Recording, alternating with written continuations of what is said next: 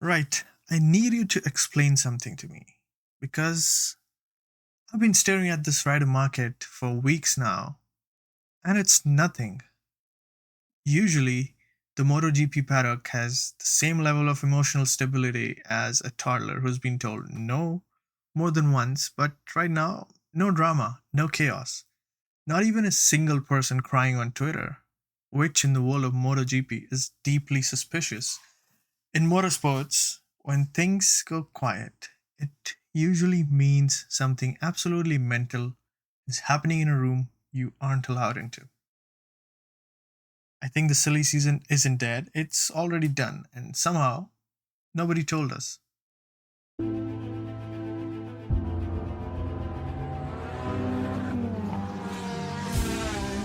Perez goes off the track, off goes Leclerc, through goes Hamilton!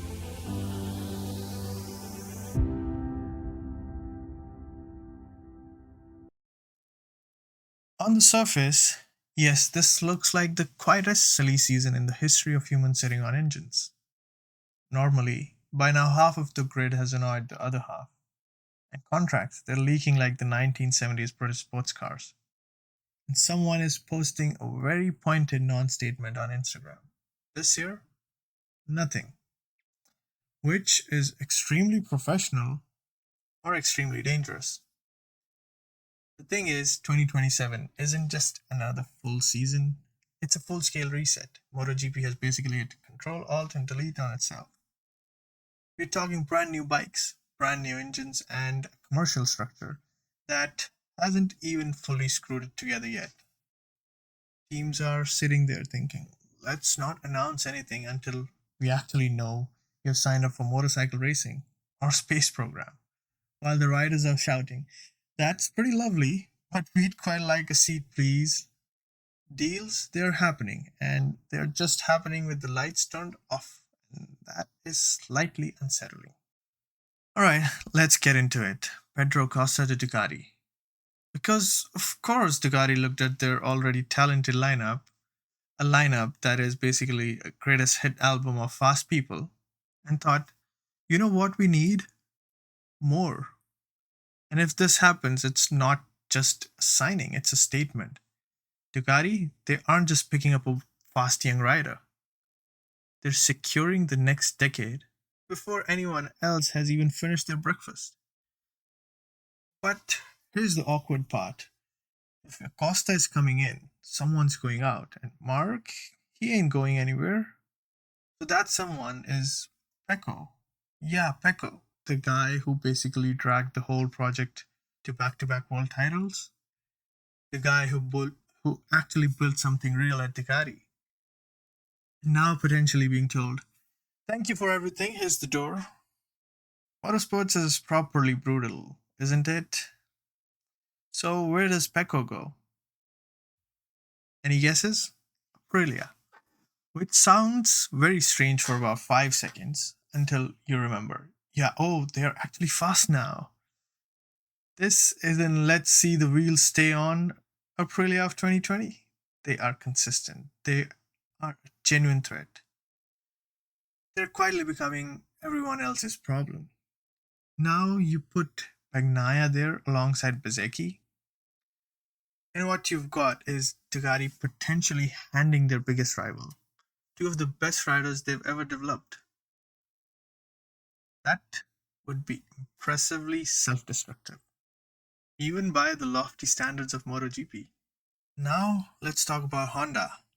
Honda have decided that subtlety is a word for other people. Big rumor?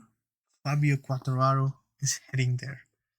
And I understand why. I can see the logic from where he's standing. Look, before anyone says yes, Fabio stayed at Yamaha longer than most people would stay in a burning building. And yeah, part of that was money. Fine, get it. But he also backed a giant manufacturer to figure things out. They just didn't, and his patience hasn't just run out, it's evaporated. Honda, meanwhile, they've torn the whole project down and started again with nothing. New project, new direction. And actually, it looks promising. Honestly, put Fabio on that bike, and I'm telling you, he's top 5 every single weekend. Not face on the ground first like Mir, but pushing for the podium. Is it a gamble? Absolutely. But so is staying put when it hasn't worked for 3 years running. But what tells you everything about Honda's ambition right now? It isn't just Quartararo signing, it's his teammate, David Alonso, a Moto2 star. He's making the leap straight into factory Honda seat. Honda, they aren't steadying the ship. They're constructing something from the ground up. They're doing it right now with young blood. Quartararo, he brings pedigree. Alonso, he brings the hunger, and together, there's a compelling combination. Then there's Yamaha. Fabio's leaving. It creates an obvious problem, and Yamaha needs someone. And they've got out and found someone just alright. Jorge Martin. Fast, aggressive, occasionally terrifying. The 2024 MotoGP World Champion. And yeah, a lot of people, they're gonna say it's a career suicide. They'll look at the state of Yamaha and looking at how good the Aprilia is right now, they'll ask, did he really lost his mind? But that's the thing about a regulation reset. Everyone starts from zero. And if Yamaha comes out swinging with the new rules, Jorge Martin on a fast Yamaha is a very, very interesting prospect. In right, so that's Martin. But where it gets interesting is because Yamaha didn't stop at Martin. They went ahead and apparently they've signed Ayagura. In this one, nobody really saw it coming. Luca Marini, he was in the conversation. DGA, he was the name floating around. Those actually were the names doing rounds. And suddenly, Agura, he materialized, which, if you know this rider's history, is completely on character because this is a man who had confounded expectations twice now. First time, he turned down Honda, his longtime backer, the manufacturer who actually helped shape his career, and he walked away. He took the Trackhouse Aprilia seat instead. Now he's done it again. Bypassed the obvious destination and surfaced somewhere nobody really anticipated. Agura, he doesn't take path least resistance. He takes the path that makes sense to him. And that is a very rare quality of a rider. So let's step back and look at what Yamaha have assembled here. Jorge Martin, the 2024 MotoGP World Champion. Ayagura, the 2024 Moto2 World Champion. Two champions of the same year in different classes. Now they share the same garage. That's not a lineup, that's a message. Now, every move like this has collateral damage, and this one has a few names worth mentioning. Luca Marini, he was in a serious discussion with Yamaha. Then Agura happened. And to compound the situation, his Honda factory seat has also evaporated with Quartararo and Alonso taking those berths. Marini is now in a very bad situation. And Alex Rins, 10 seasons, multiple race wins, a career built on grit and craft, appears to have no seat anywhere. A rough conclusion to a chapter that deserved a very better ending. And Toprak, who has been electric at Pramac Yamaha, had a factory promotion quietly whispered about. Then there's KTM, who are quietly doing their thing in the corner. Alex Marquez is the name being linked. And honestly, it makes complete sense. He had a fantastic year. He wants a factory seat. And he has earned it. He's not just Mark's younger brother. And honestly, that label should have been dropped years ago. He's a MotoGP race winner. He understands how to develop a bike. He turns up and gets on with it. That is exactly what you want when you're trying to build something. Maverick has been linked to be his partner, but that's reportedly stalled due to his fitness concerns, so KTM's second seat, it remains open. And in this market, where everything is shutting down, it's one of the last genuine unknown left. Alright, just stop for a second and look at all of this together. Ducati, they have Marc Marquez and Pedro Acosta. Aprilia, Bagnaia, and Bezzecchi. Honda, Quartararo and David Alonso leading the whole project. Yamaha, with Martin and Agura, they're trying to drag them back to relevance. KTM, Alex Marquez trying to build something for himself. There are no official announcements yet. No press releases, no statements, but look at it. It all fits together a little too neatly. The grid is already there. Everyone is just pretending it isn't. But it gets better. This isn't just about riders. There's a separate war happening with teams. Honda, they aren't just building a bike, they're rebuilding everything. And for that, they want more bikes on the grid. They've made it very clear. They're looking to expand to 3 satellite teams. Now, 2 names come up: Rossini Racing and Tech 3. Let's start with Tech 3 because with Gunther Steiner now involved, this team feels like they've just had 4 espresso shots and a completely new business plan.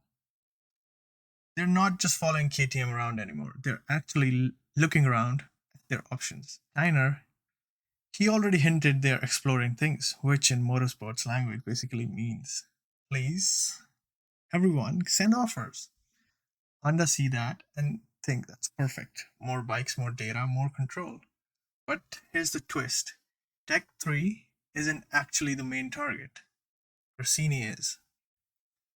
And, this is where it gets properly spicy. Rossini and Honda, they have history. This isn't just a random pairing. But here's the friction. Fermin Aldiger, he's currently riding for Rossini under a Ducati contract. VR46, they told Ducati they want more factory contracted riders. So what do? Ducati steps in and sends Aldiger to VR46 instead. Just like that, Rossini goes from key partner to a backup plan. VR46, they become the favorites, and Rossini gets the leftovers. Nobody likes being the backup plan. So when Honda shows up, offering a fresh start, a bigger role, and actual importance, suddenly, this isn't just a rumor, it's a proper fight. And, Honda right there trying to poach a team from Ducati. It's bold. And just when you think this is already complicated enough, MotoGP, they throw another idea in the mix: an F1 style reserve rider system. Full time backup rider traveling to every single race, ready to step in at any moment's notice. On paper, this is a brilliant idea. In reality, not everyone is convinced. Ducati's team manager, Davide Tardozzi, he already looked at this and basically said no, and not because it's a bad concept, but because MotoGP simply doesn't have enough high level riders sitting around waiting for a call. And also because there's a larger financial question that needs to be answered first. What makes it even more interesting? He's the only one saying this out loud. Everyone else, they're silent. And in my experience, when everyone goes silent on something, there's a lot more disagreement happening behind closed doors. But here's the bit that's nobody's really talking about. If all of these, they are done behind closed doors and, nobody actually knows where the riders are going, how do you actually test the new 850cc bikes without handing your secrets to the competition? Think about it. If your rider, he has already shaken hands with another manufacturer, and you put them on your 2027 prototype, you are essentially saying, here, have a good look at everything we have been working on, and best of luck on your new job. So what are your options? You could restrict testing to the riders who are definitely staying. Simple enough in theory, except if half of the grid is already moving, that list, it gets very short and very fast. You could delay testing until contracts are officially public, but then you're slowing down development at exactly the moment you cannot afford to. Or you lean harder on test riders. And this is where it gets interesting because suddenly the whole reserve rider conversation from 5 minutes ago, it means something completely different now. A dedicated reserve rider. It isn't just a backup plan for injuries. They are someone you can actually trust your 2027 bikes with. No conflict of interest, no divided loyalty. fully committed to your project. But the problem is, test riders and the race riders, they don't always give the same feedback because the race riders, they push harder, they try to find the limits and tell you all the things a test riders simply cannot. So what you're left with is genuinely awkward situation where the rider market might already be settled, but no one can actually fully act on it. The moment you do, the moment those deals become real and known, you have to start being very careful about who sits on that bike. So underneath all the silence, there are a lot of very, very stressed engineers right now. So next time someone tells you this year the rider market has been very quiet, you know what to say. It's not quiet, it's hiding. Deals are being done. Teams, they are fighting.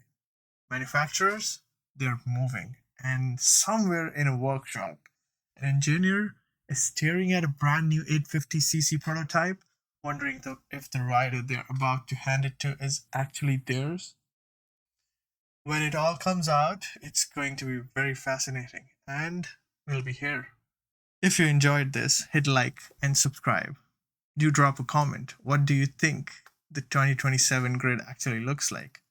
I'm genuinely curious whether you've spotted anything that I haven't. I'll see you next one.